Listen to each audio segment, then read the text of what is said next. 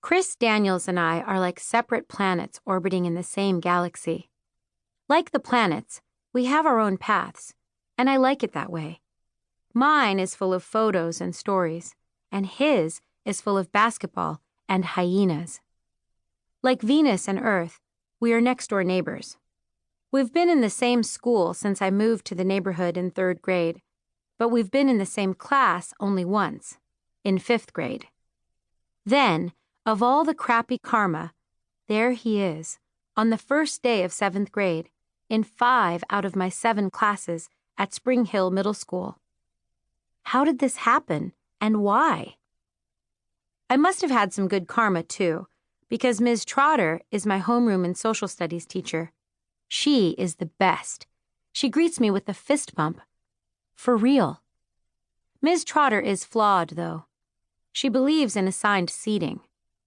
Seeing Chris sitting at the desk on my left in homeroom makes it impossible to focus. Our paths are getting dangerously close. It makes me remember stuff from a year ago that I'd buried away, like those jeans with patchwork flowers in the depths of my closet. Being neighbors, Chris and I have waited at the same bus stop every morning for years.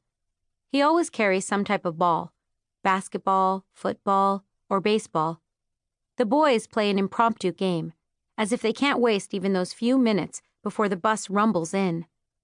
I typically have my nose in a book, because I have a genetic flaw that does not allow me to catch, throw, or whack a round object. Also, I don't want to be laughed at.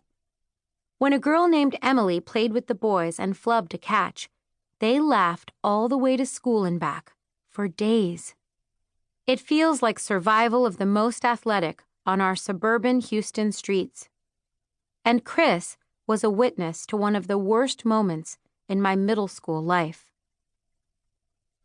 It was in 6th grade, early in the school year.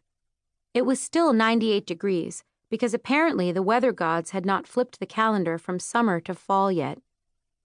Every ride home on the bus was a sauna, and it brought out the worst in the boys, who for some reason had turned into a pack of cackling hyenas that year.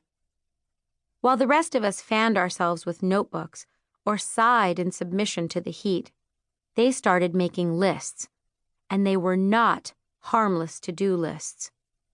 The prettiest girls, the bossiest girls, the girls with the best hair. My best friend Ashley made that list. The girls with the worst hair. Your basic degrading grading system for girl human beings. Then Quinn, or Hyena 1, said, "Let's make a list of the girls with the hairiest arms." Because why not, right? Instinctively, I pulled at my short sleeves. I didn't have a sweater or cover-up, because 98 degrees. Together, the hyenas said, "K-chops!" Yuck, yuck, yuckity, yuck. Yes, I, Karina Chopra, was at the top of the list. The only one on the list. The boys thought it was so hilarious that they couldn't stop laughing long enough to name anyone else. I glanced around through lowered lids.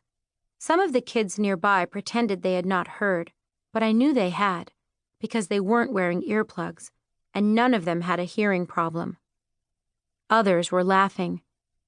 For the briefest moment in time, like a nanosecond, I caught Chris Daniels' eye. He wiped off his grin the moment our eyes met, then looked away, because he had been seen. Back then, I envied girls who had older brothers or sisters to protect them from bullies.